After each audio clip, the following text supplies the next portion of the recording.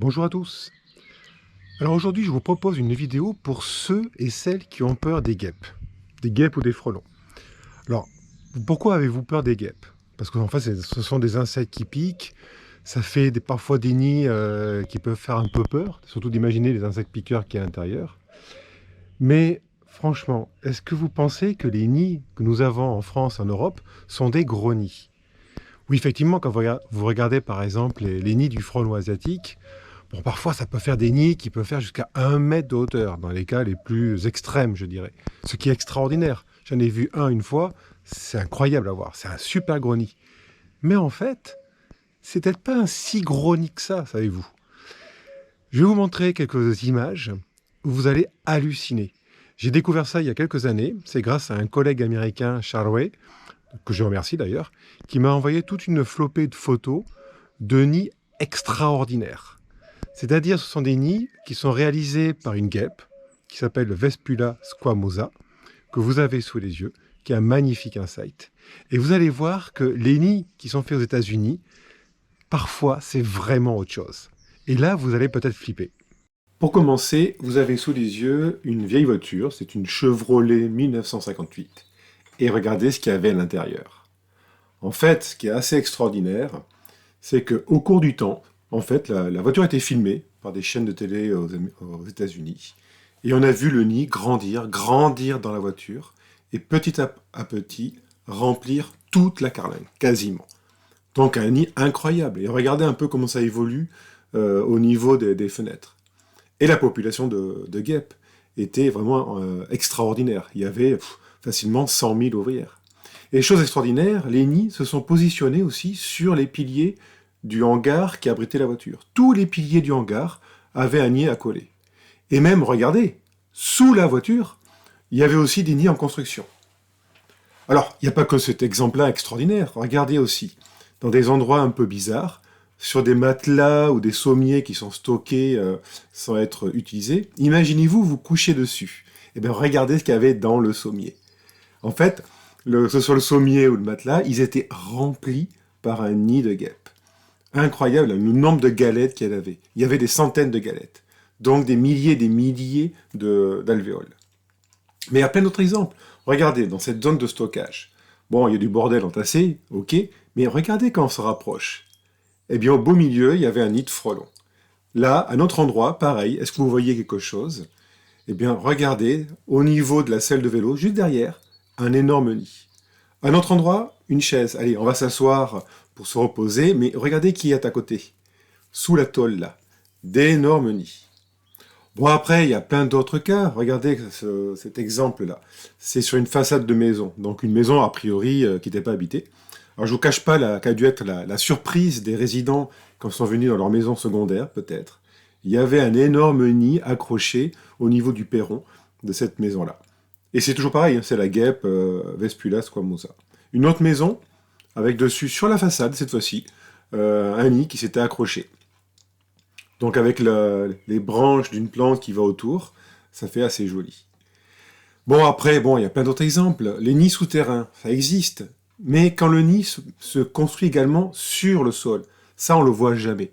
Je l'ai jamais vu en France, ça. Ou alors un petit cas, mais en général, c'est un nid accroché dans une cavité qu'on voit. Mais là, non. Avec Vespula squamosa, on avait des nids qui étaient souterrains, qui avaient rempli la cavité, mais ensuite, le nid voulait encore s'agrandir, et les frelons ont construit sur le sol, comme une termitière en fait. Et ça, c'est vraiment extraordinaire. Je n'ai vu que ça qu'aux États-Unis sur ces photos. J'ai jamais vu des nids de ce type ailleurs. Alors, dites-moi, maintenant que vous avez vu ces images, est-ce que franchement, les nids de guêpes et de frelons que nous avons en France, est-ce qu'ils vous font peur maintenant? Honnêtement. Parce que franchement, quand vous voyez les nids que je vous ai montrés qui sont dans l'état d'Alabama, en fait, hein, c'est-à-dire dans le sud-est des États-Unis, en fait, ce sont ce qu'ils appelaient les giant nests, c'est-à-dire les nids géants, qui sont apparus, c'est arrivé il y a quelques années, en fait, c'est arrivé une année. Et en fait, comment expliquer ces nids géants? Parce qu'en fait, ce que vous devez savoir, c'est que Vespula squamosa, en général, elle fait un nid de guêpe qui ressemble à ce qu'on a en France. C'est-à-dire qu'il y a la taille d'un ballon de basket, et dedans, vous avez une reine et jusqu'à aller au maximum 3000 ouvrières. Mais dans ces nids géants, tenez-vous bien, c'est que parfois on peut avoir des centaines de reines et jusqu'à plus de 100 000 ouvrières. Donc une population, waouh, qui est extraordinaire. Alors pourquoi? Eh bien en fait on ne sait pas trop. Pour rien vous cacher, la seule hypothèse que l'on peut avoir, ça pourrait être lié tout simplement, vous connaissez l'histoire, hein, au réchauffement climatique. Alors on imagine, et ça reste qu'une hypothèse, attention, hein, on imagine que en fait, durant l'hiver, les températures ne sont pas suffisamment froides pour tuer les insectes dans le nid. Et les insectes, en fait, ils vont continuer à rester dans le nid. Les futures reines vont continuer à fonctionner, à pondre.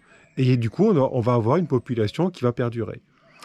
Alors effectivement, les conditions climatiques étant peut-être un peu meilleures, il y a aussi des ressources nutritives comme d'autres insectes dans la nature, ce qui fait que les ouvrières peuvent continuer à chasser et la colonie peut perdurer en fait.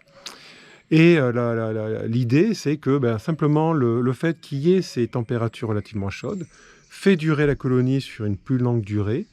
Les reproductrices, au lieu de quitter le nid, elles restent ensemble. Et en fait, ça fait ce qu'on appelle une colonie polygyne, c'est-à-dire une colonie avec plusieurs reines, ce qui n'est pas tout à fait normal avec les Vespidés.